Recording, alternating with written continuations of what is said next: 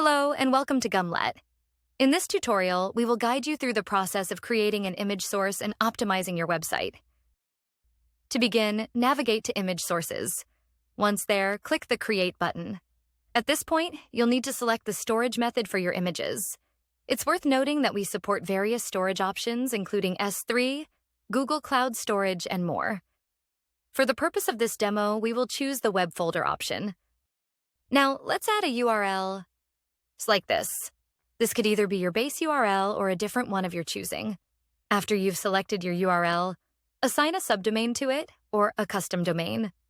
Doing this will create a source for you. Verify the image path to ensure your source has been set up correctly. This action will take the actual image and optimize it on Gumlet. As you can see, this results in approximately 70% optimization. To optimize images on your website, go to the setup instructions and follow the steps. Select the platform your website is built on and follow the corresponding instructions. If you have an app, select the Android and iOS option. You have just set up your image source. If you require further assistance, don't hesitate to check out our detailed documentation. Thank you for watching.